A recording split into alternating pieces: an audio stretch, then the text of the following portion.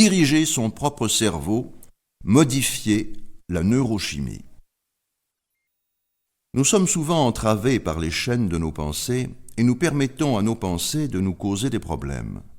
Cependant, puisque la majorité de nos problèmes sont créés par notre imagination et par conséquent imaginaires, tout ce dont nous avons besoin, c'est de solutions imaginaires.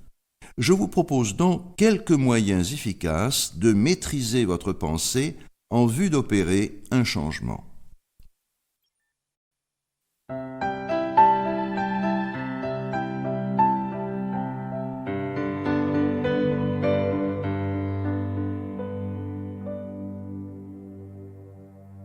Comment bien se sentir? Premièrement, songez à un moment où vous vous êtes senti merveilleusement bien. Deuxièmement, fermez les yeux. Imaginez ce moment en détail. Voyez l'image clairement, entendez bien les sons et rappelez-vous les sensations telles que vous les éprouviez. Troisièmement, imaginez que vous plongez dans ce moment et que vous le revivez comme si c'était maintenant. Voyez ce que vous verriez, écoutez ce que vous entendriez et sentez ce que vous ressentiriez. Rendez les couleurs plus vives et plus belles si cela vous est utile. Observez comment vous respiriez à ce moment-là et respirez à présent de la même manière. Quatrièmement, prêtez attention à la merveilleuse sensation éprouvée dans votre corps. Déterminez l'endroit où elle naît, l'endroit où elle va et le sens de sa rotation.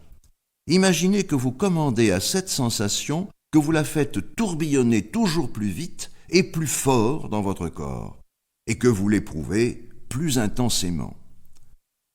Cinquièmement, pensez à un moment futur où vous auriez besoin d'éprouver une telle sensation. Faites tourbillonner cette sensation dans votre corps entier en pensant à l'avenir et à vos activités des prochaines semaines. Ne vous étonnez pas trop si vous vous rendez compte que vous vous sentez particulièrement bien sans raison apparente. De la même manière, si vous vous trouvez dans un état négatif ou dénué de ressources, vous pouvez en changer rien qu'en modifiant les caractéristiques de la sensation.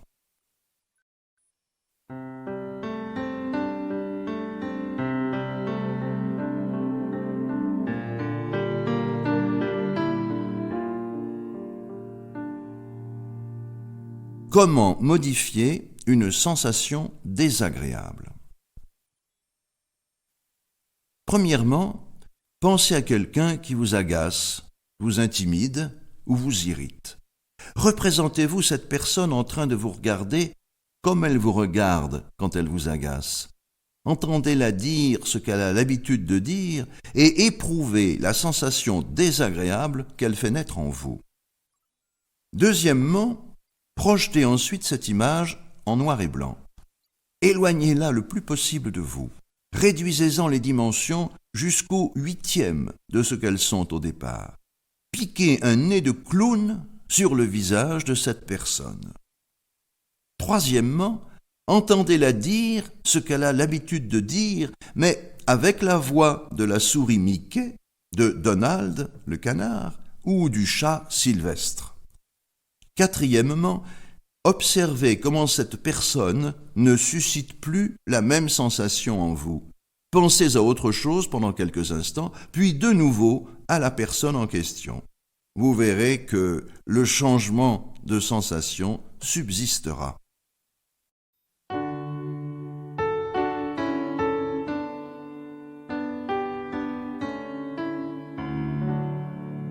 Chapitre 1. Se remettre du passé. De quoi a-t-on besoin de se remettre? De quel type de situation ou d'événement? Voyons cela de plus près. La première chose dont il faut se remettre, c'est des mauvaises suggestions. Depuis notre naissance, on nous dit comment le monde fonctionne et nous apprenons une multitude de choses sur nous-mêmes, sur qui nous sommes et sur ce que nous sommes censés faire et devenir. Nous avons déjà parlé de l'importance d'entretenir des croyances productives. Il est donc essentiel que l'on apprenne à s'affranchir des mauvaises suggestions, afin d'acquérir de bonnes croyances ainsi que de nouvelles perspectives sur le monde et sur l'avenir. Il faut aussi que les gens se débarrassent de leurs peurs. Les types de peurs à surmonter sont innombrables, et les manières de les vaincre varient en fonction de leur nature, comme nous le verrons plus loin. Les gens doivent aussi se libérer des mauvais souvenirs, dont existent de nombreux types. Certaines personnes ont été maltraitées ou traumatisées durant leur enfance, d'autres ont été violées. De bien mauvaises expériences frappent de bien braves gens. Revivre en permanence ces épreuves du passé est néfaste. Si vivre un événement traumatisant une seule fois vous inculque la peur, le revivre sans cesse ne peut que renforcer cette peur. Il en va de même pour les mauvaises relations et le chagrin. Plus l'individu s'enlise longtemps dans un sentiment négatif à propos du passé, moins il a de temps pour rendre sa vie actuelle plus heureuse. Pour se remettre de quelque chose, il faut souvent apprendre à l'esprit à lâcher prise, c'est-à-dire à replacer les problèmes du passé dans le passé, là où ils doivent rester.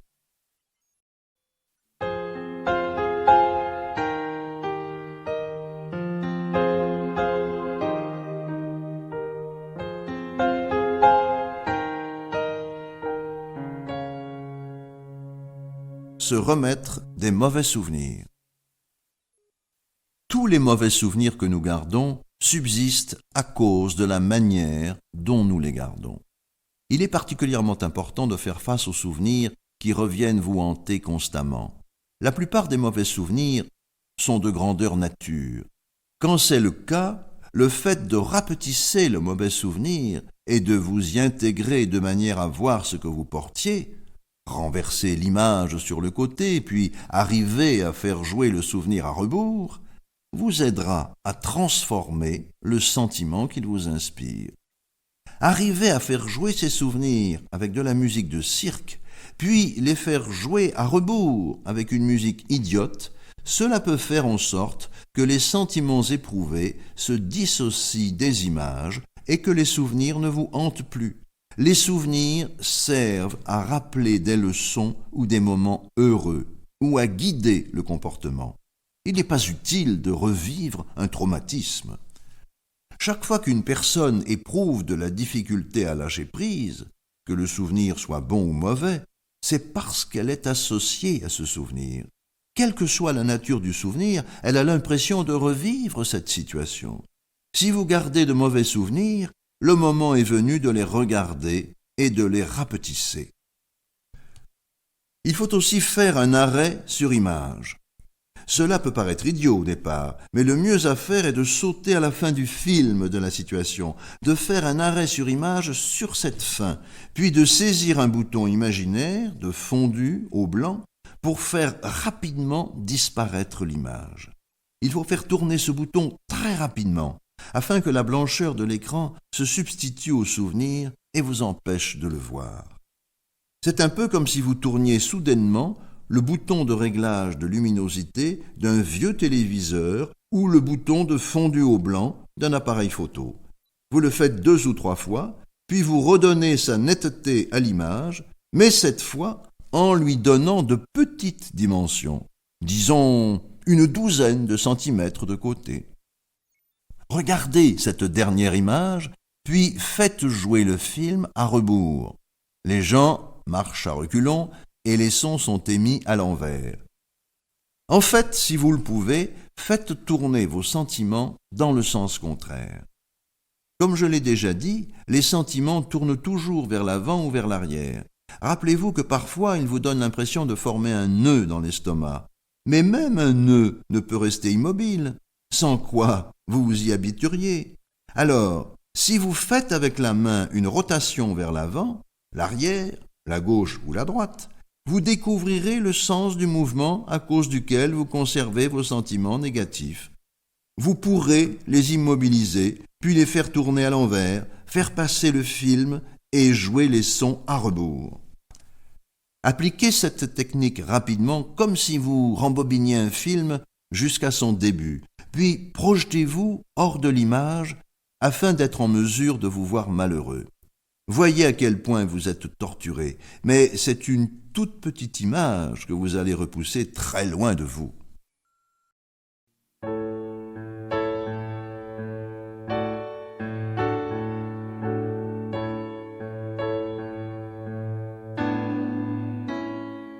Se créer de nouvelles croyances, la structure de la certitude.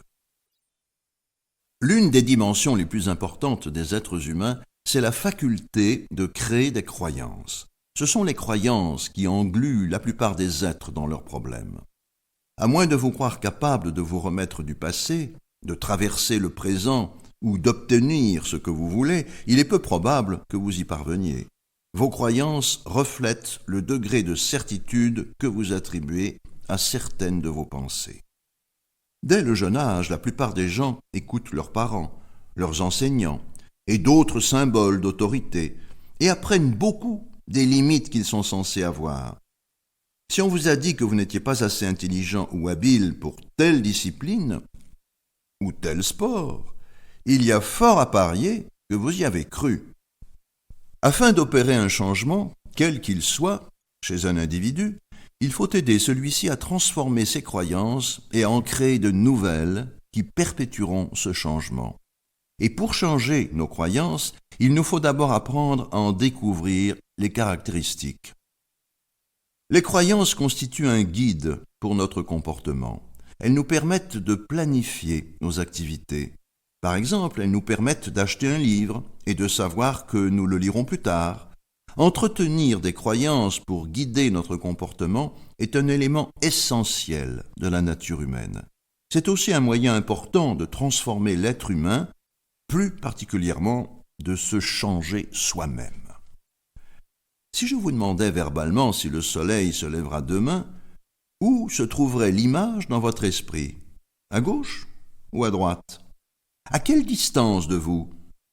Est-ce une image grandeur nature ou une toute petite image? Est-ce une photo ou un film? Avec son ou pas? Y a-t-il une petite voix qui dit oui? Entendez-vous des choses qui se passent? Si oui, se passe-t-elle à gauche ou à droite? Prenez ce sentiment de certitude, regardez l'image dans votre esprit et doublez-en la grandeur.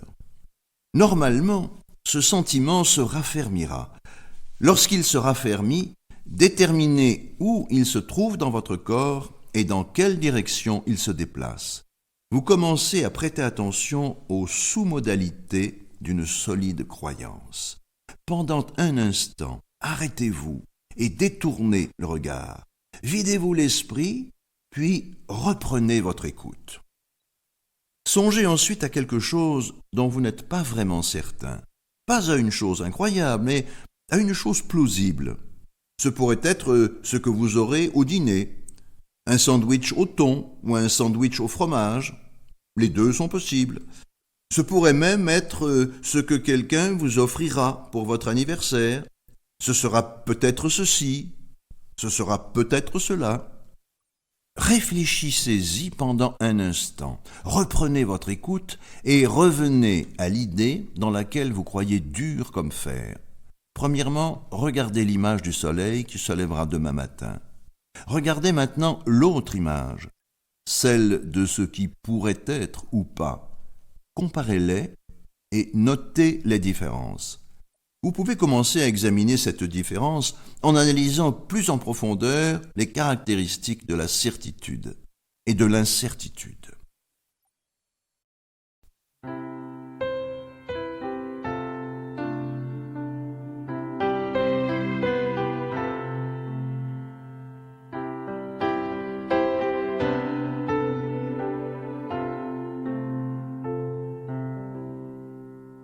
Se remettre du chagrin. Je veux à présent parler du chagrin. Il est tout à fait naturel d'éprouver du chagrin lorsque quelqu'un meurt. Nous en éprouvons tous, et cela est approprié jusqu'à un certain point. Au moment du décès, il est important de vivre son deuil et son chagrin. Il vient un moment où le chagrin cesse d'être sain. Bien sûr, lorsque vous avez été marié pendant de nombreuses années et que votre conjoint rend l'âme, ce souvenir restera à jamais gravé dans votre cœur.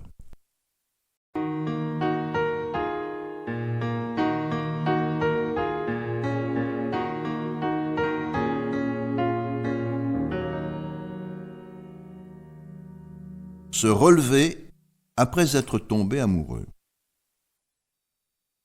Premièrement, pensez à la personne dont vous voulez cesser d'être amoureux. Deuxièmement, rappelez-vous tous les bons souvenirs vécus avec cette personne en vous voyant vous-même dans ces souvenirs. Faites jouer le film à rebours, en noir et blanc et en format minuscule. Troisièmement, rappelez-vous tous les moments où cette personne vous a maltraité et tous les sentiments négatifs que cela vous inspirait. Imaginez que vous figurez sur les images, que vous y êtes complètement associé. Quatrièmement, après avoir rassemblé tous les mauvais traitements reçus de cette personne, aboutez-les et faites-les défiler sur un grand écran de cinéma. Faites jouer le film en boucle jusqu'à ne plus pouvoir le regarder. Cinquièmement, songez à quelque chose qui vous dégoûte, puis transférez les sous-modalités de cette image à l'image de la personne en question. Sixièmement, imaginez pour vous un merveilleux avenir dans lequel cette personne ne figure pas. Imaginez-vous heureux et libre et intégrez-vous dans cette image.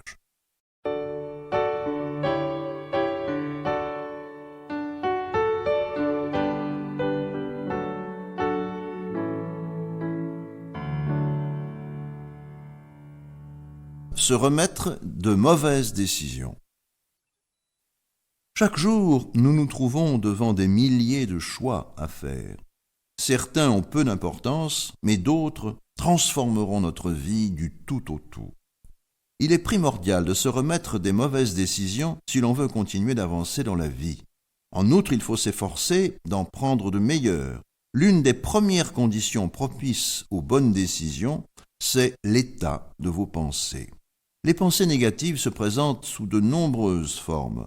Celles dont je parle ici sont du type qui vous pousse à faire des choses que vous ne souhaitez pas vraiment faire. Le premier truc pour prendre de meilleures décisions est donc de s'efforcer de les prendre quand on se sent bien. Cela signifie se mettre de bonne humeur quand il faut et apprendre à sortir de sa mauvaise humeur.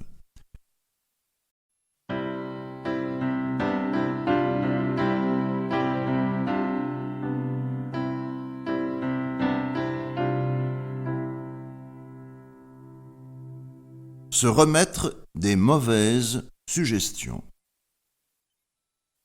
La première chose à reléguer pour de bon dans votre passé, ce sont les mauvaises suggestions que les autres vous ont transmises.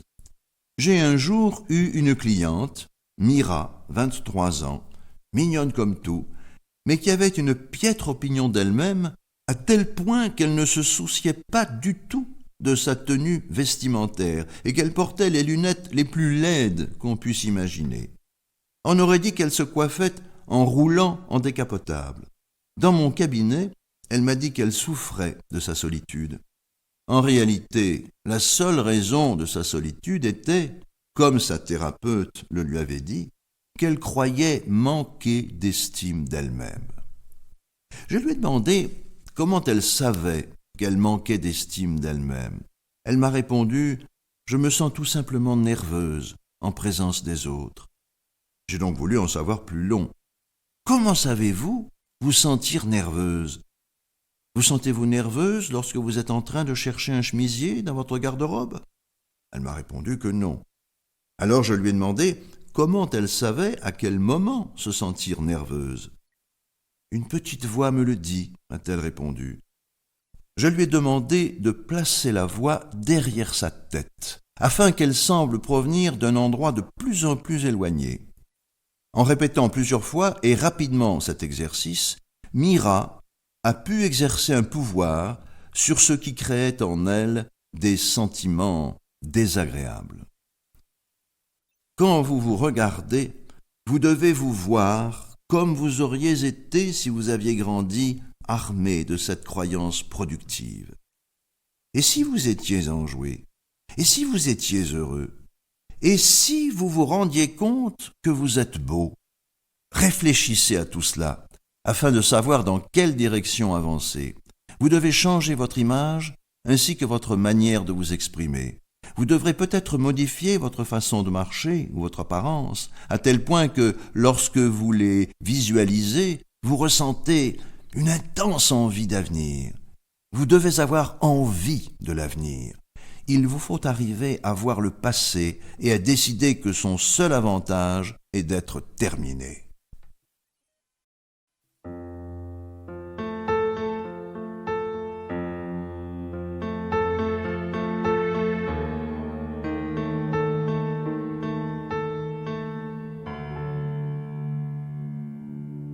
Se remettre des peurs et des phobies. Les peurs constituent certainement l'un des obstacles à surmonter les plus intimidants qui soient. Durant ma carrière, on m'a consulté à propos d'un nombre quasi illimité de peurs, et il semble qu'elles n'opèrent pas toutes de la même manière. Les peurs se divisent en deux grands types, la phobie et l'angoisse. La phobie est une peur instantanée. L'angoisse est une peur plus lente, qui s'installe plus graduellement. On réfléchit et on imagine ce qui peut arriver de pire. Commençons par la peur des hauteurs, l'acrophobie. La plupart des acrophobes descendent de leur lit facilement.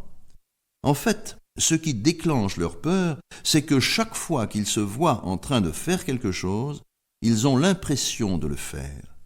Pendant des années, à l'époque où j'habitais San Francisco, je me servais de l'hôtel Mandarin pour tester les acrophobes. L'hôtel est composé de 2 tours reliées à bonne hauteur par un pont de plexiglas. Non seulement vous êtes obligé de vous savoir dans les hauteurs, mais il vous faut traverser le vide en voyant le sol loin au-dessous de vous. Ce pont me servait d'outil de test lorsque j'étudiais la manière dont les gens se créent. J'ai découvert comment les gens venaient à bout de leur phobie. J'ai interrogé des centaines de sujets qui s'étaient affranchis eux-mêmes de leur peur. Ils avaient quelque chose en commun. Chacun avait atteint le point où il en avait assez d'avoir peur. C'est là un élément important dans le traitement de vos peurs. Vous devez commencer à voir tous les moments où vous avez été effrayé, non pas comme des moments isolés, mais comme une suite ininterrompue de moments. Cet exercice est important car il crée en vous du dégoût. Prenez 5 épisodes différents où vous avez été gêné d'être terrifié par l'objet de votre phobie, disons les hauteurs ou l'avion. Choisissez 5 occurrences où vous vous êtes vraiment senti stupide. Revivez les 5 occasions où la peur vous a paralysé, en commençant par la première et en enchaînant les 4 autres. Je veux que vous atteigniez le stade où vous vous direz « c'est ridicule ». Si vous revivez ces 5 moments du passé, faites l'exercice encore et encore, toujours en le prenant au début et toujours plus rapidement. Et il se passera quelque chose. Le moment viendra où vous vous direz que vous en avez assez, que cette phobie a assez duré. Il existe également des moyens efficaces de faire face aux angoisses de la vie, par exemple celles que suscite la prise de parole en public. Pour surmonter votre peur de parler en public, vous devez vous écouter parler afin de savoir ce que vous êtes en train de dire. Je sais qu'à l'école, on vous enseigne de consulter vos petites fiches, mais lorsque vous êtes en réunion et que vous discutez avec d'autres gens d'affaires, ou que vous faites une présentation à des clients potentiels, ce n'est pas une bonne idée que vous lisiez vos fiches. Mieux vaut être en mesure d'observer les réactions que vous provoquez et de vous assurer qu'elles sont celles que vous recherchez. Malheureusement, la plupart des gens prêtent attention à la nervosité qu'ils sentent dans leur poitrine et au tremblement de leur voix. Plus ils accordent d'attention à leur peur, plus cette peur s'aggrave. Certains sont effrayés avant de prendre la parole, mais se sentent soulagés dès qu'ils l'ont prise. Ce sont des gens qui se motivent par l'intermédiaire du stress. Ils sont tellement stressés qu'une fois qu'ils ont commencé à parler, ils se sentent mieux. Je crois que ces deux manières d'aborder la prise de parole en public sont à rejeter. Les symptômes de la peur sont en grande partie attribuables au fait que les gens ne prêtent aucune attention à la situation concrète qu'ils sont en train de vivre. La peur s'installe facilement lorsqu'on est concentré sur les images que l'on a en tête et qu'on imagine le pire. Par contre, si l'on regarde l'auditoire, si l'on voit les gens respirer, et si l'on écoute le son de sa propre voix, on se sent autrement. Les peurs doivent toujours être remplacées au moyen de l'acuité sensorielle. On peut aussi les vaincre en maîtrisant le sentiment lui-même. La peur de parler en public est le plus souvent une angoisse, et non pas une phobie.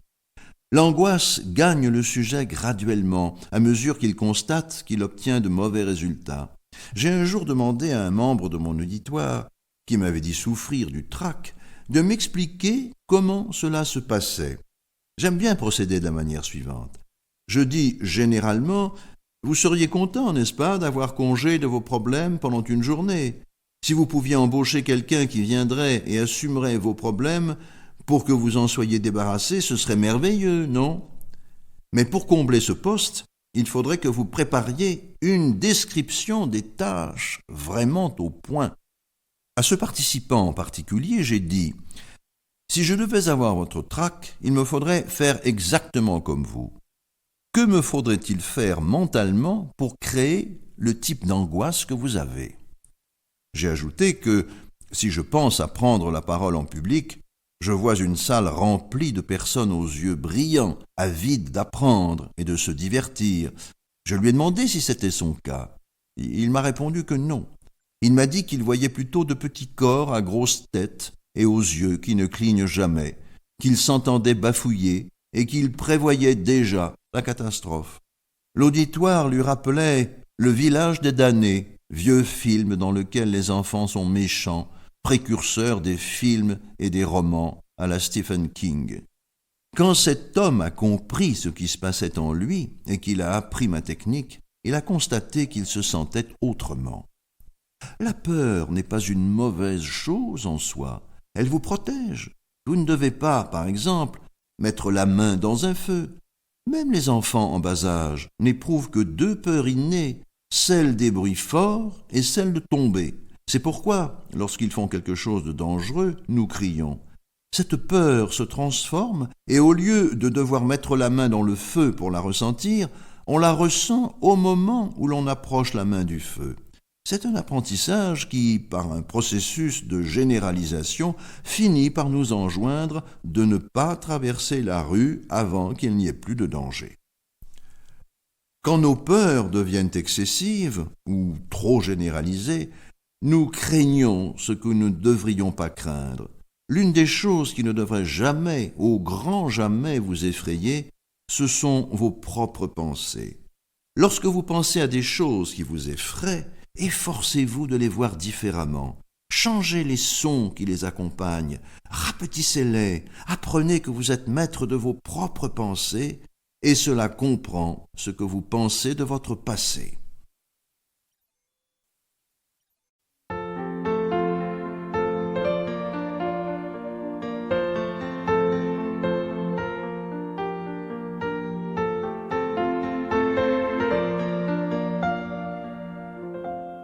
Technique de changement de croyance. Premièrement, pensez à une croyance invalidante dont vous voulez vous débarrasser. Par exemple, croire que votre problème vous fera souffrir toute votre vie, ou au moins pendant très longtemps.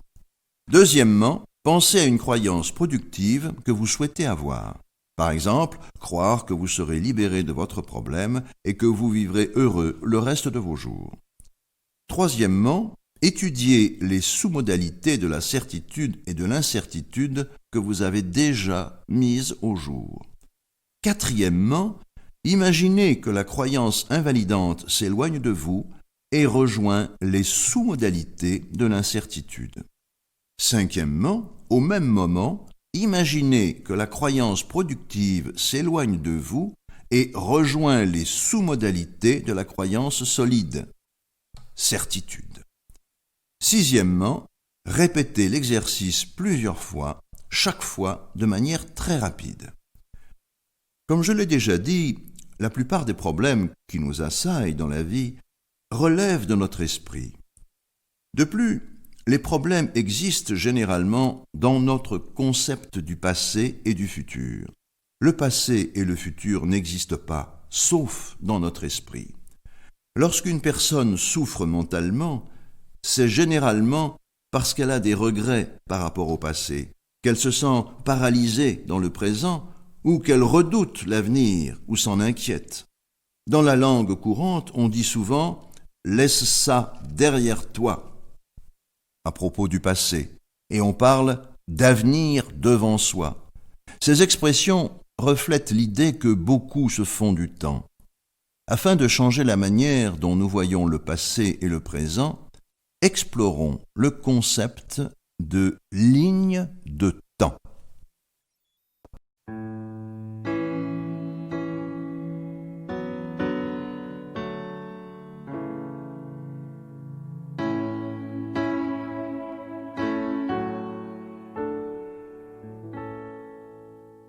Comment surmonter le chagrin? Premièrement, songez à tous les souvenirs que vous conservez du défunt. Deuxièmement, rappelez-vous tous les bons souvenirs de cet être en les vivant de manière associée, comme s'ils se produisaient dans le présent. Troisièmement, rappelez-vous tous les mauvais souvenirs, mais en vous voyant agir sur ces images. Voyez-vous en train de vivre ces expériences comme sur un écran de télévision en noir et blanc extrêmement petit. Quatrièmement, imaginez votre ligne de temps qui s'étire derrière vous et qui comprend des époques de votre passé que vous avez oubliées et auxquelles vous ne pensez jamais. Imaginez que vous prenez tous les mauvais souvenirs associés au défunt et que vous les placez sur cette ligne de temps bien loin derrière vous. Cinquièmement, imaginez devant vous un avenir fantastique durant lequel vous honorerez la mémoire du défunt en vivant avec le plus d'enthousiasme et de bonheur possible.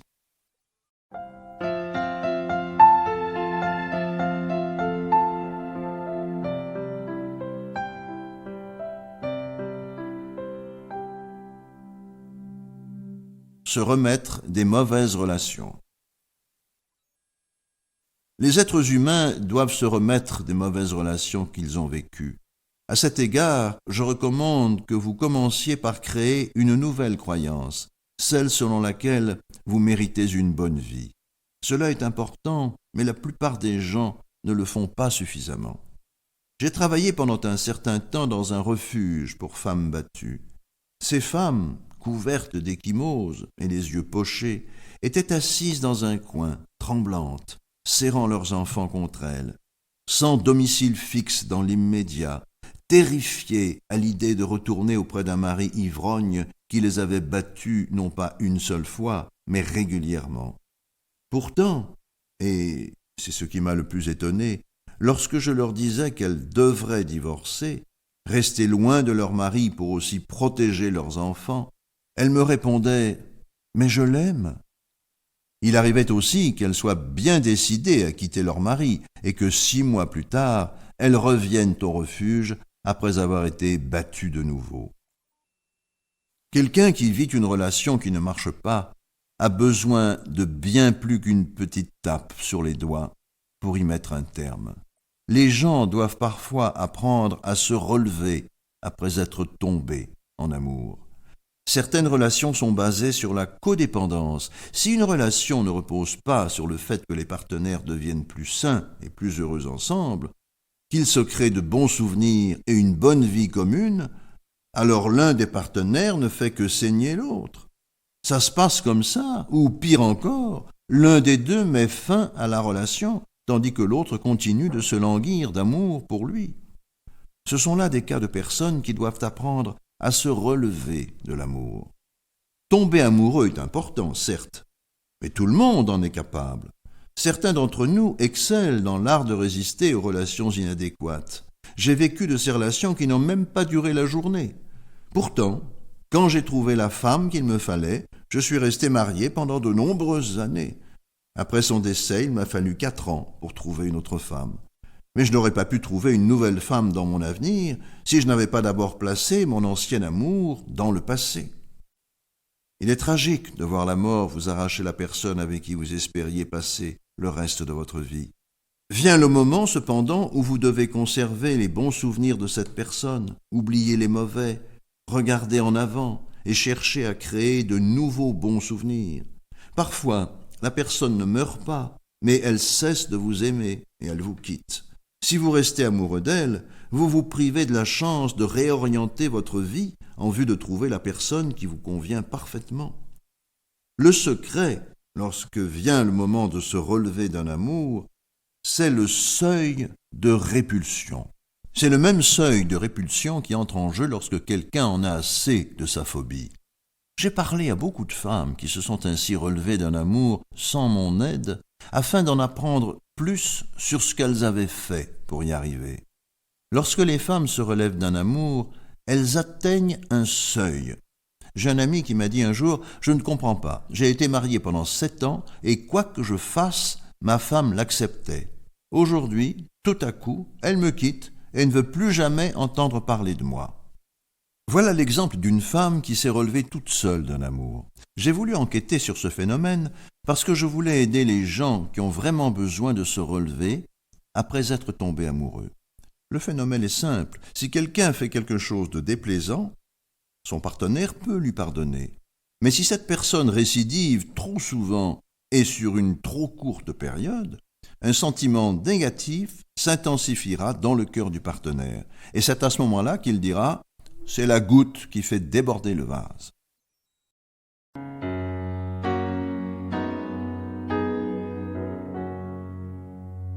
Arriver à être mieux organisé.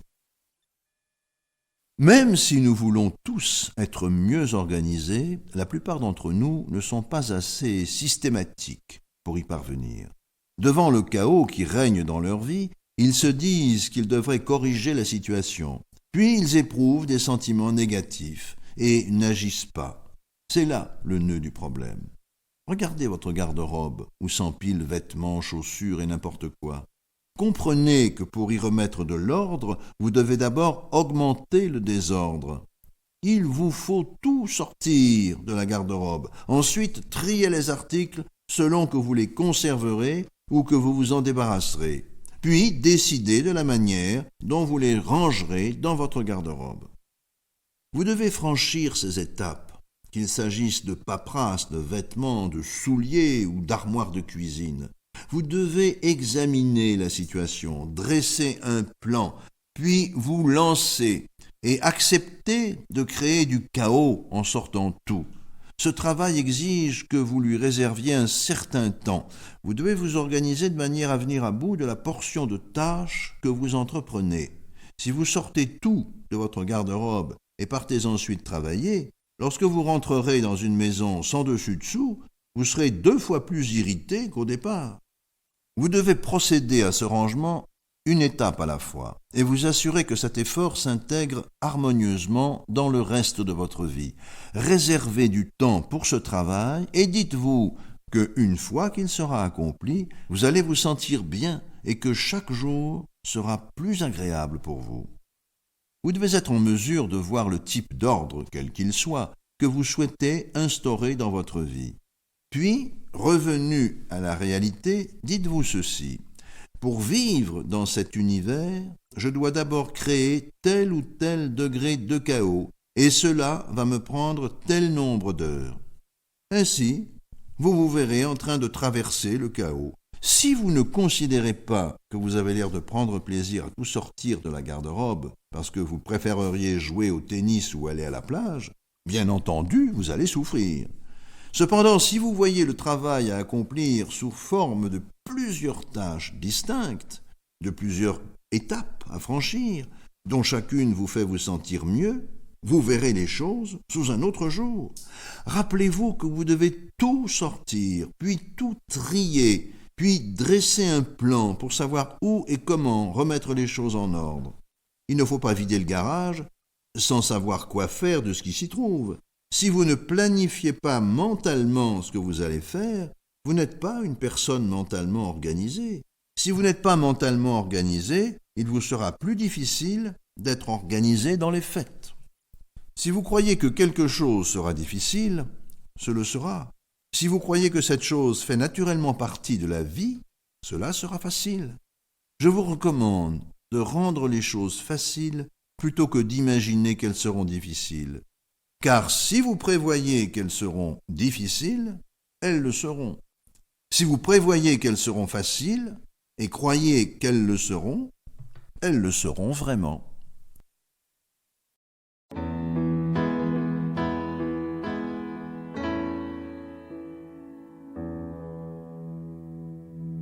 Arriver à prendre les grandes décisions. La prise des grandes décisions, par exemple celle de ce qu'on va faire du reste de sa vie, est difficile pour certains.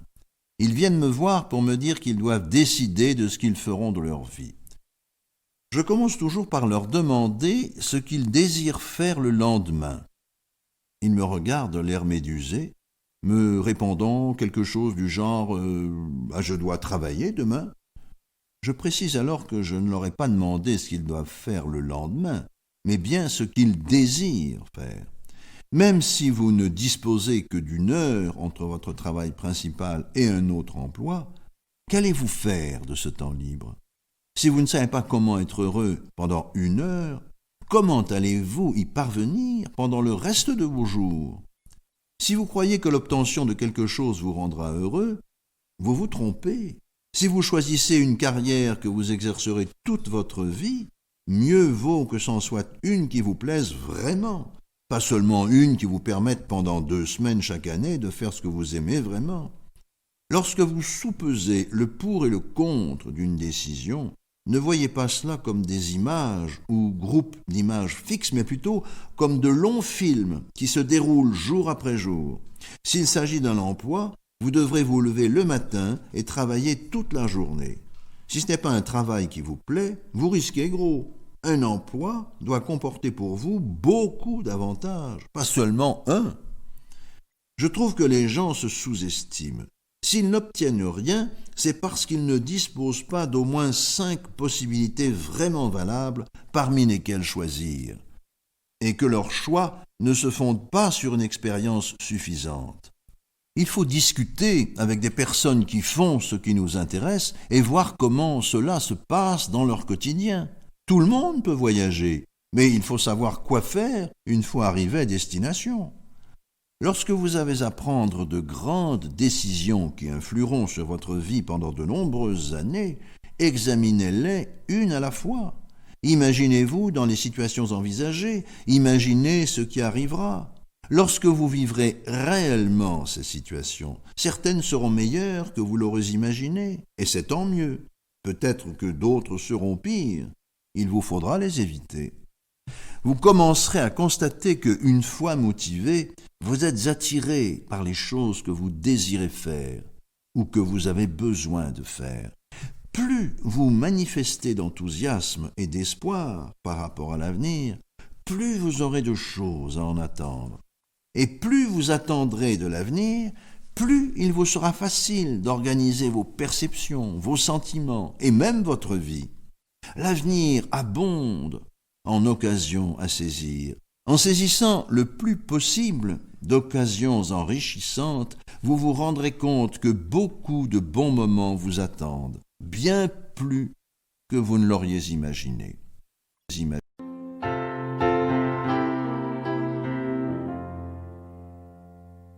Arriver à avoir du plaisir. Je trouve que les êtres humains ont beaucoup de difficultés à avoir du plaisir. Et beaucoup s'adonnent à des activités des plus étranges pour s'amuser. Certains sautent en plein vol d'un avion, qui ne menace même pas de tomber, rien que pour avoir du plaisir.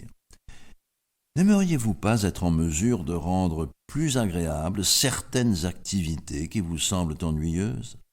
Vous pouvez apprendre à le faire. Nous sommes tous capables de prêter attention à ce que nous faisons et d'améliorer notre façon de le faire.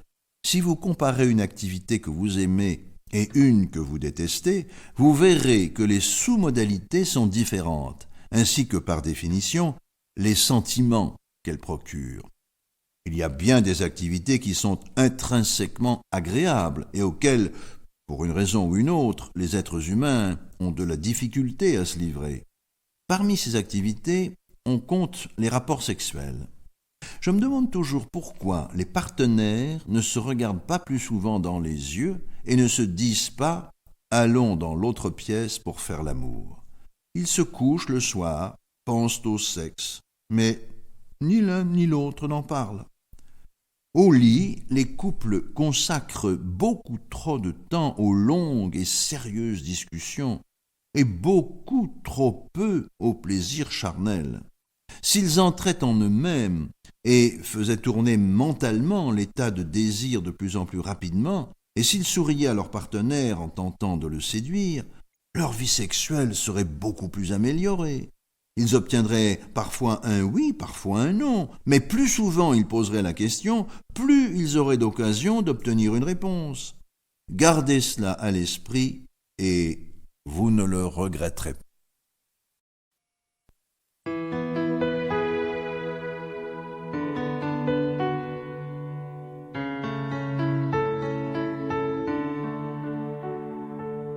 Le pouvoir de l'inconscient, l'autoroute du changement. Considérez votre esprit comme composé de deux parties, le conscient et l'inconscient.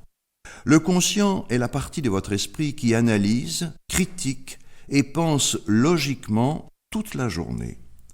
L'inconscient, c'est celle qui commande les fonctions de votre corps, comme le rythme cardiaque ou la respiration. C'est là également que sont stockés tous vos souvenirs et où réside votre sagesse, votre créativité et votre capacité à résoudre des problèmes. Lorsque vous dormez, votre conscient se repose, mais votre inconscient rêve et continue de vous aider à traiter les événements de la journée. C'est aussi dans l'inconscient qu'agissent la plupart des habitudes mentales. C'est peut-être une habileté à déprimer, à hésiter, à angoisser, ou encore à se sentir effrayé ou désespéré. Mais c'est peut-être aussi une habileté à se sentir vraiment bien, à se motiver, à se relaxer, ou encore à gagner en assurance et à se remplir d'espoir. L'état de transe permet d'entrer directement en contact avec la partie inconsciente de l'esprit du sujet. On peut ainsi l'aider à acquérir de nouvelles habitudes inconsciemment. Nous nous trouvons toujours dans une transe ou dans une autre. Une transe, c'est simplement un état dans lequel nous sommes absorbés par nos pensées. J'éprouve parfois de la difficulté à faire sortir les gens des transes dans lesquelles ils sont plongés, ces états de conscience modifiés dans lesquels ils prennent des décisions stupides et nourrissent des pensées stupides. Mais la transe est un phénomène quotidien. Titre : Les caractéristiques de vos pensées, sous-modalité. Nous possédons 5 sens qui nous servent à absorber l'information venant du monde extérieur. Ensuite, nous nous représentons le monde en recourant à 5 sens intériorisés. Lorsque nous pensons, nous pouvons le faire en images ou en film. Chaque fois que vous demandez votre chemin à quelqu'un ou que quelqu'un vous demande quelle direction prendre, vous faites appel à votre capacité à vous représenter mentalement l'itinéraire menant à l'endroit voulu. Quand nous pensons à quelque chose, l'image de cette chose se trouve en un endroit particulier. Elle est d'un format particulier et elle se trouve à une distance particulière de nous. Quand nous regardons des images mentales, celles-ci ne sont pas identiques à celles du monde extérieur. Cependant, nous les voyons quelque part devant nous et elles ont un format défini. Soit que vous vous voyez dans l'image, ce qui est signe de dissociation, soit que vous ne vous y voyez pas parce que vous regardez avec vos yeux, ce qui est signe d'association. Lorsque vous écoutez une voix mentale, c'est soit la vôtre, soit celle de quelqu'un d'autre. Elle provient de votre droite ou de votre gauche. Elle sort de vous ou elle entre en vous. Dans le domaine de la psychologie, on parle depuis longtemps de ces effets ou sensations. Ce qui m'a toujours étonné, c'est le nombre de fois qu'un patient se faisait demander ce qu'il éprouvait à propos de telle ou telle situation. Il répondait par exemple « Je me sens frustré ». Lui posait de nouveau la question au lieu de chercher à comprendre ce que signifiait sa réponse. Il ne se rendait pas compte que la réponse révélait en fait une action du patient et non pas une situation qu'il subissait. Lorsqu'une personne dit qu'elle est frustrée, il s'agit en réalité d'une action. Lorsqu'elle dit « j'ai des doutes » plutôt que « je doute », elle transforme un verbe en nom, l'action de douter en une situation. En réalité, elle ne tient pas dans sa main un petit sac de doute. Il s'agit bel et bien d'une action. C'est lorsqu'on retransforme une situation en action qu'on peut en apprendre le plus sur ce qui est. La question qu'il faut poser au patient, qui dit se sentir frustré, c'est où commence cette sensation dans votre corps et vers où se dirige-t-elle? Les sensations ne sont jamais immobiles, elles se déplacent toujours dans une certaine direction. Je demande parfois dans quelle direction la sensation se déplace, et le patient me répond « elle ne bouge pas ». Ce n'est qu'en lui demandant de faire tourner sa main d'avant en arrière, ou vice-versa, ou bien latéralement, qu'on peut déterminer dans quel sens la sensation se déplace dans le corps. C'est la seule dimension accessible. Il aura l'impression que la sensation se déplace, fût-ce à peine. Du fait qu'elle est en mouvement, vous pouvez l'accélérer ou la ralentir, vers l'avant ou vers l'arrière. Nos sensations n'échappent pas à notre volonté. En fait, c'est précisément de nos sensations que nous devrions nous rendre maîtres, puisque nous pouvons ainsi les transformer.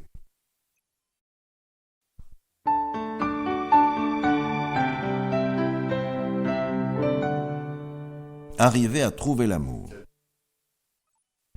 Je trouve tout à fait bizarre que certains remettent à plus tard des gestes aussi importants que celui d'exprimer leur amour aux êtres qui leur sont chers. Par exemple, ils ne passent pas beaucoup de temps en compagnie de leurs enfants. Ils me répètent qu'ils sont trop occupés pour le faire. Pourtant, ils consacrent des heures et des heures à se faire du souci à propos de tout ce qu'ils n'ont pas le temps de faire. En réalité, ils peuvent agir et trouver des activités communes agréables. Aimer davantage, c'est en fait mettre en pratique ce qu'est l'amour. Nous parlons souvent de l'amour comme d'un concept, mais il ne faut jamais oublier le verbe aimer. L'amour se manifeste dans des gestes, et pour obtenir davantage d'amour, il faut faire les gestes d'amour le plus souvent possible. Cela veut dire être patient et tolérant, manifester notre amour aux personnes qui comptent le plus dans notre vie, les faire passer avant tout le reste, et savourer chaque seconde passée en leur compagnie.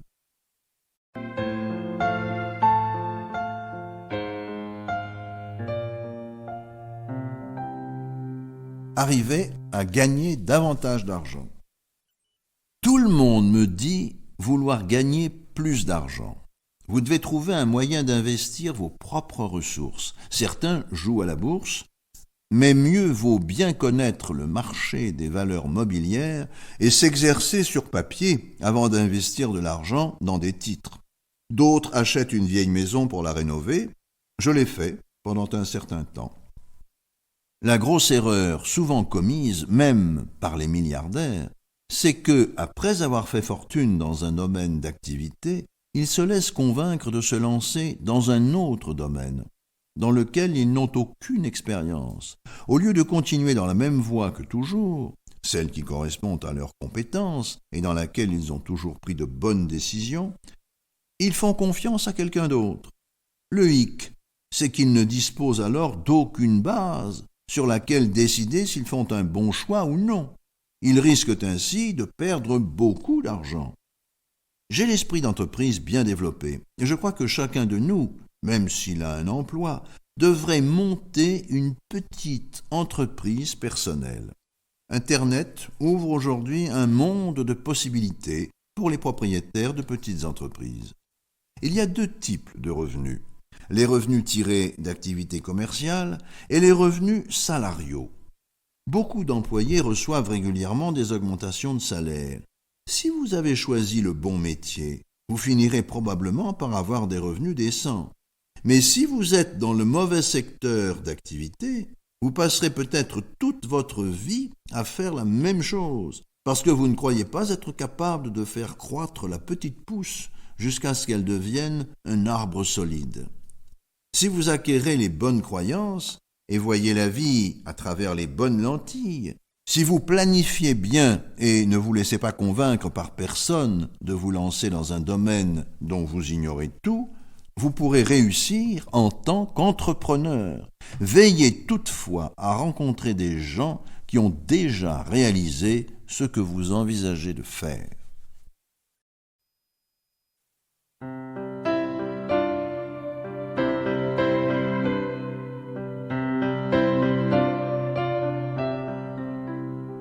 Obtenez la vie que vous voulez. Richard Bandler.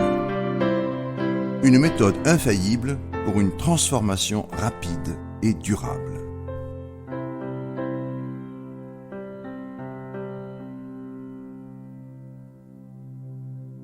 Inventaire. Afin de vous aider à apporter des changements à votre vie, je veux vous faire prendre conscience de quelques outils mentaux dont vous disposez déjà. Lorsque vous aurez compris comment fonctionne votre cerveau, vous saurez pourquoi vous serez en mesure d'apporter à votre vie des changements profonds et permanents. Pour commencer, examinons le rôle et la puissance de l'inconscient.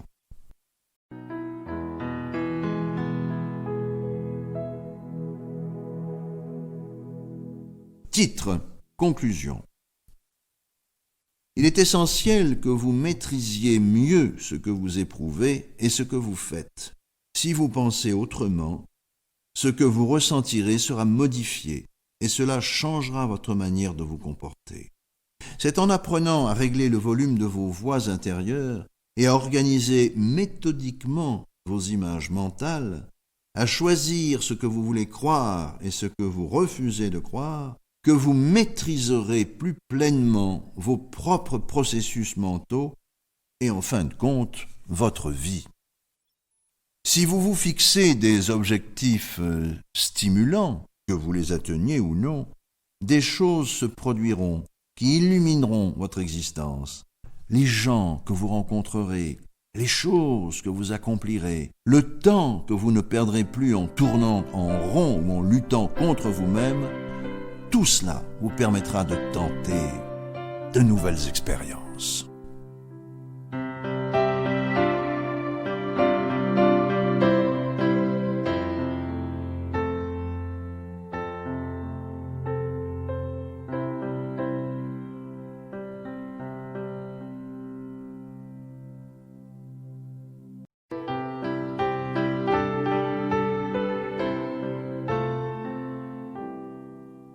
Surmonter les tests, examens et entrevues. Le truc pour réussir un test, c'est une préparation adéquate.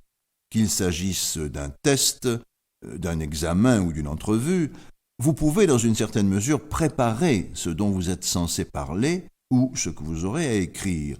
Vous pouvez vous imaginer en train de le faire. Mais durant cet exercice de visualisation, vous devrez aussi vous imaginer que vous le faites dans le bon état d'esprit. Dans une entrevue, l'intervieweur ne cherche pas simplement à obtenir les bonnes réponses, il cherche la bonne personne. Si vous imaginez que vous êtes nerveux ou agité, que votre voix tremblote ou que vous commettez de grosses erreurs, autrement dit, que tout ce qui peut aller mal va mal, vous risquerez que ce soit le cas dans la réalité. Ceux qui cherchent des ennuis ont tendance à en trouver. Par contre, si vous imaginez ce que serait l'état d'esprit le plus approprié dans les circonstances, vous saurez tirer votre épingle du jeu. Dès que vous vous exercerez, vous commencerez à vous sentir différemment. Tout cela doit être fait au préalable, car une fois sur place, il est trop tard.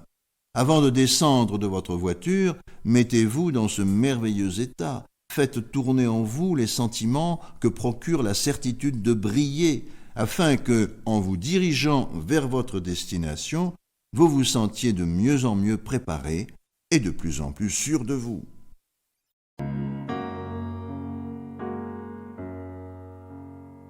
Chapitre 3. Arriver au but. La troisième partie du présent ouvrage porte sur la capacité d'arriver à quelque chose. Cela signifie arriver à préparer vos déclarations de revenus, à vous amuser un peu, à avoir des relations sexuelles, à rencontrer des gens, à gagner plus d'argent ou à faire du jogging. À mon avis, la plupart des gens passent trop de temps à s'inquiéter de leurs problèmes et pas assez à s'amuser. Je demande toujours à mes clients: quand vous aurez réglé vos problèmes, qu'allez-vous faire de tout votre temps libre? Faire en sorte de s'amuser davantage est un élément important du bonheur personnel. Un autre élément de ce bonheur, ce sont les bonnes relations. Trop d'individus passent leur vie à s'échiner et négligent les choses qui comptent vraiment dans la vie. Arriver à aimer, c'est profiter le plus possible des moments passés avec sa famille et réserver beaucoup de temps pour l'être cher. Nous sommes tous obligés d'assumer certaines obligations. Qu'il s'agisse de préparer ses déclarations de revenus ou d'étudier en vue d'examen, il y a dans la vie des devoirs auxquels on ne peut échapper.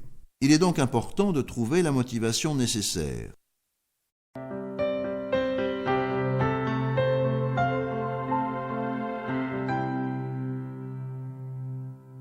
Chapitre 2. Surmonter le présent. Dans la vie, il faut se remettre du passé, mais il faut aussi surmonter les obstacles du présent, et ils sont nombreux. Des compulsions et des habitudes qui ne sont pas utiles se forment souvent chez l'être humain. Si nous arrivons à surmonter ces habitudes et comportements, nous pouvons en acquérir de plus productifs, qui nous aideront à mener une vie plus agréable. Il arrive souvent que nous ayons à vivre un rétablissement, par exemple d'une tragédie, d'une maladie ou d'une blessure physique. Lorsqu'on parvient à se rétablir rapidement, on peut profiter de nouveau d'une vie pleine et être plus heureux. La résignation est quelque chose que nous éprouvons tous à un moment ou à un autre de notre vie. Nous traversons des périodes où nous nous sentons pris dans un engrenage et où nous avons envie de baisser les bras, même si nous savons qu'il nous faut continuer. Une fois que vous aurez appris à surmonter ces temps difficiles, vous pourrez accomplir tout ce que vous êtes déterminé à réussir. Les mariages, funérailles, fêtes d'anniversaire et rencontres mondaines sont des exemples de situations nécessitant planification et travail, ainsi que beaucoup de détermination. Il faut apprendre à vivre ces situations afin d'être en mesure d'en tirer le maximum de satisfaction. La vie nous met aussi à l'épreuve, il nous faut surmonter les examens et entrevues afin de pouvoir saisir toutes les occasions qui nous sont offertes. Lorsque vous apprendrez à le faire, vous aurez accès à l'avenir que vous souhaitez et que vous méritez. Enfin, la vie nous impose des obligations. Qu'il s'agisse de fêtes de famille ou de dîners d'affaires, nous avons tous des obligations à assumer, qu'elles nous plaisent ou non.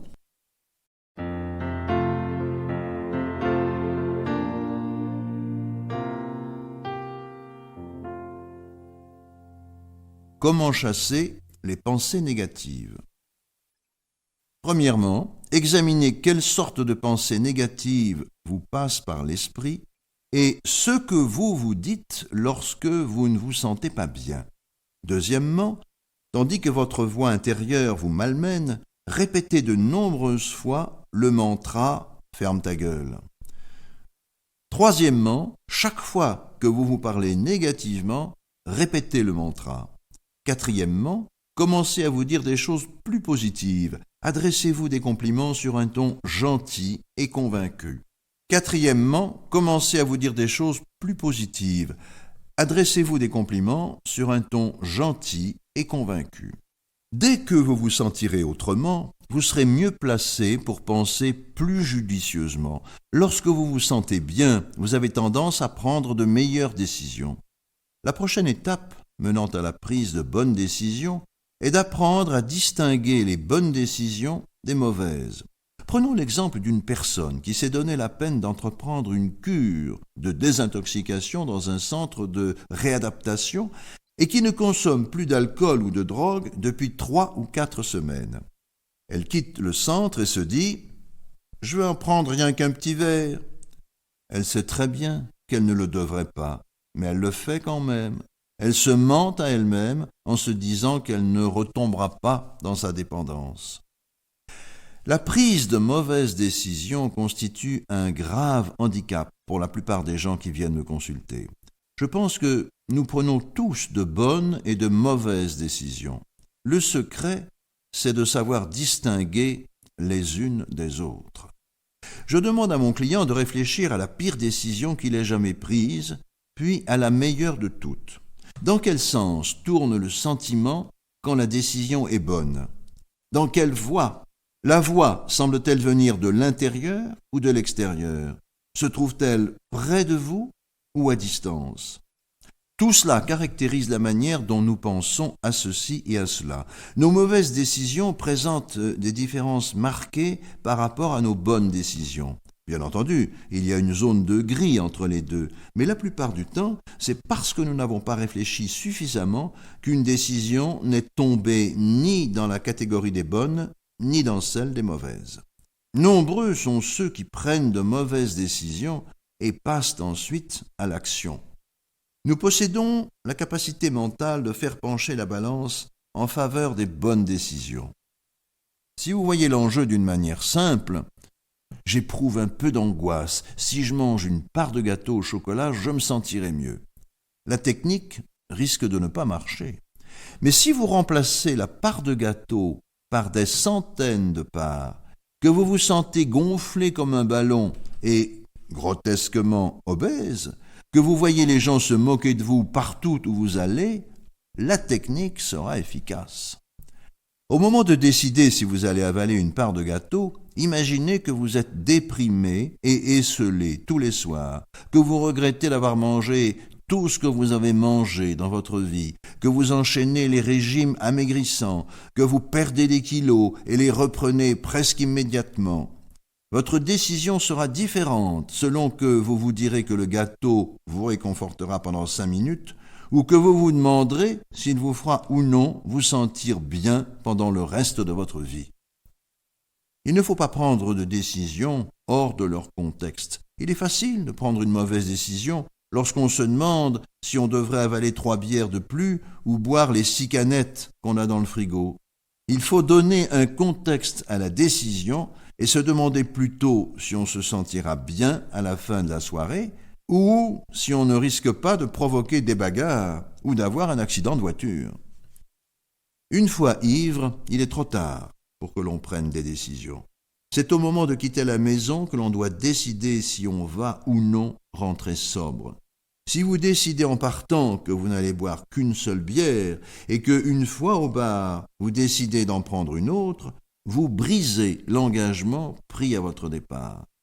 Pourtant, tout le monde, sans exception, a déjà pris des engagements qu'il a respectés toute sa vie. Prendre de bonnes décisions implique que vous ayez besoin de décider si vous allez surmonter toutes les difficultés que vous avez éprouvées.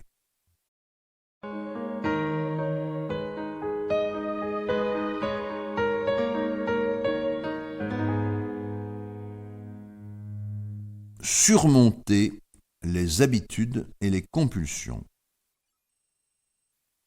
Les gens qui ont de mauvaises habitudes semblent être passés maîtres dans l'art de se cacher la vérité. Leur esprit arrive à trouver un moyen d'éviter de prendre la décision qu'ils savent être nécessaire. La personne qui tente de mettre un terme à une mauvaise habitude et qui n'y parvient pas se crée une série de déceptions. Elle commence à croire qu'elle n'y parviendra jamais. La première étape à franchir pour vaincre une mauvaise habitude consiste à changer de croyance. Au début du présent livre, nous avons parlé des différences entre les bonnes croyances et les mauvaises, entre les croyances productives et les croyances invalidantes, et entre les croyances fortes et les croyances faibles. Dans le cas du tabagisme, par exemple, la première étape consiste à vous amener à croire que vous êtes capable de cesser de fumer. Cette croyance doit être réaliste. La plupart des fumeurs qui ont renoncé au tabac éprouvent encore, occasionnellement, l'envie de fumer. Quand cette envie revient, ils deviennent agités et anxieux, et ils fument une cigarette. Au lieu de cela, faites-vous un plan. Obligez-vous à croire que vous êtes capable de surmonter les sentiments désagréables que vous éprouvez. Dites-vous tout simplement que vous avez d'autres envies auxquelles vous ne succombez pas. Parfois vous avez envie de frapper quelqu'un, mais vous vous retenez. Parfois vous avez envie de crier au commis de votre banque, de s'occuper de vous plus rapidement, mais vous résistez à cette envie. Nous avons tous de multiples envies, mais nous sommes assez raisonnables pour ne pas y céder. On ne cesse pas de fumer tout d'un coup, mais une cigarette à la fois. Des envies nous tenaillent tous, mais nous résistons. Combien de fois n'ai-je pas eu envie de battre quelqu'un sans toutefois passer à l'acte? J'ai vu des femmes magnifiques, à demi nues sur la plage, mais je ne les ai pas agressées. Je peux maîtriser mes envies. Les êtres humains sont ainsi faits. Il peut parfois sembler que l'habitude ne soit pas simplement quelque chose à quoi l'on cède sans y penser. On peut avoir l'impression d'être obligé de faire quelque chose parce que l'envie de la faire est irrésistible. C'est à ce moment qu'on peut affirmer que l'habitude est une compulsion. La compulsion est une tendance intérieure impérative. Les êtres humains font beaucoup de choses compulsivement. Ils se gavent compulsivement, ils fument compulsivement et ils manifestent compulsivement d'autres comportements, que ce soit se gratter le nez ou s'arracher les sourcils. Les types de comportements compulsifs sont nombreux. J'ai tout vu. Des personnes qui se grattent compulsivement jusqu'à celles qui nettoient tout à répétition, à tel point qu'il serait impensable qu'elles puissent vivre dans la même maison que quelqu'un d'autre. On dit alors que ces personnes sont atteintes d'un trouble obsessionnel compulsif. Elles se sentent obligées de manifester un comportement qui réduit leur capacité à mener une vie heureuse. Les thérapeutes se sont attachés à chercher la cause de l'obsession dans l'espoir que le fait de la comprendre aiderait le sujet à la vaincre. Cependant, comme pour toute chose, la compréhension en soi ne provoque pas le changement. Il cherchait au mauvais endroit. Une compulsion n'opère pas dans le passé, mais bien dans le présent. Pour y mettre un terme, il faut aider le sujet à faire autre chose dans le présent. Malheureusement, nous acquérons aussi des habitudes qui échappent à notre volonté et qui n'ont aucune utilité. Si vous vous lavez les mains une fois, elles sont propres. Nul besoin de les laver 100 fois. Afin de surmonter les mauvaises habitudes, l'être humain a besoin de ce que j'estime être l'un des outils les plus précieux qui soit, la détermination. Impossible d'en avoir trop. La plupart des gens dérogent à leur régime alimentaire ou l'abandonnent parce qu'ils manquent de détermination. Ils commettent un écart pendant 1 heure, puis ils se remettent au régime. Si l'écart a lieu le soir, ils reprennent le régime le lendemain matin.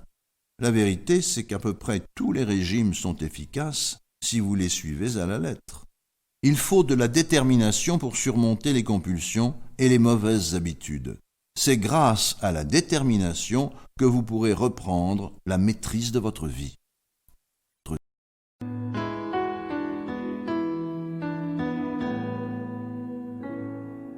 Surmonter la résignation. Il y a dans la vie des moments où nous avons tous envie de nous abandonner au destin et de baisser les bras. Peut-être parce que nous sommes fatigués de voir quelque chose faire long feu, parce que nous nous sentons incapables de franchir l'obstacle, parce que l'ennui nous a gagnés, parce que nous sommes distraits ou parce que nous avons le cœur brisé. Quelle que soit la raison, il y a des moments où nous n'avons plus la volonté ou l'énergie de continuer ou de mener quelque chose à terme. Surmonter la résignation, c'est apprendre à traverser les périodes difficiles et en sortir meilleur. C'est la détermination qui nous permet de franchir les obstacles dressés sur notre chemin. C'est grâce à elle que vous pouvez passer au travers de funérailles pénibles, durant lesquelles tout le monde vous prend en pitié, pour affronter votre propre chagrin et continuer de vivre. C'est la détermination qui assure la réussite d'un régime amaigrissant. La plupart d'entre nous pêchent par excès d'optimisme lorsqu'ils planifient leur cheminement. Décidez aussi que lorsque ces accros se produiront, vous reprendrez tout du début et vous renforcerez votre détermination. Le truc consiste à regarder vers l'avenir et à se dire « je vais faire 100 écarts à mon régime et chaque fois je serai encore plus déterminé à le reprendre et à le réussir ».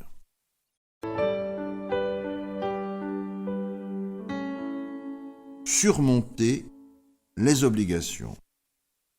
En tant qu'êtres humains, nous devons souvent endurer des choses qui, en elles-mêmes, ne sont pas nécessairement bonnes ni mauvaises, mais que certains ressentent comme désagréables.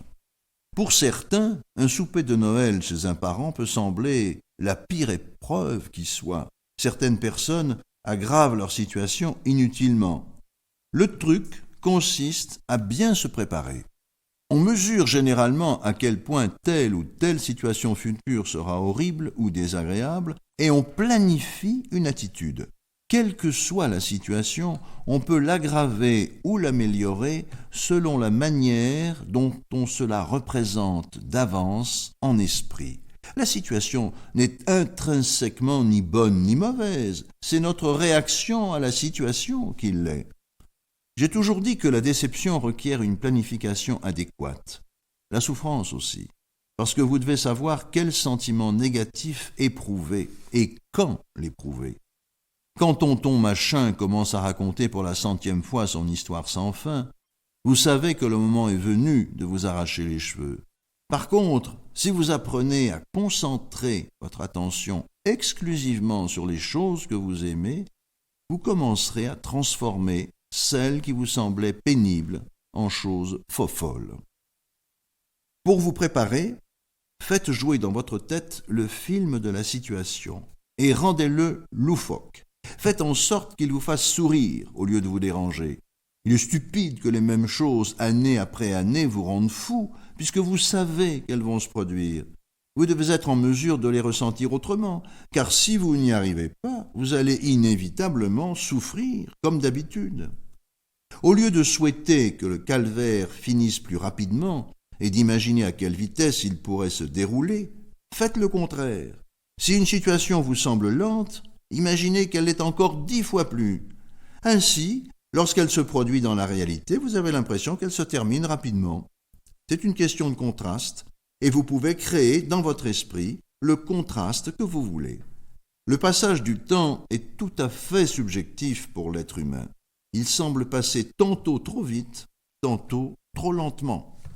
Une fois que vous commencez à acquérir la détermination nécessaire et à croire que vous pouvez tout surmonter, vous êtes déjà bien armé pour faire face aux situations compliquées du présent. Ajoutez à cela une bonne préparation mentale et la capacité de modifier votre perception du temps et vos réactions aux situations. Et vous voilà capable de tout surmonter. Vous serez alors également à même de regarder dans votre avenir et de concentrer votre attention sur toutes ces choses que vous aimez.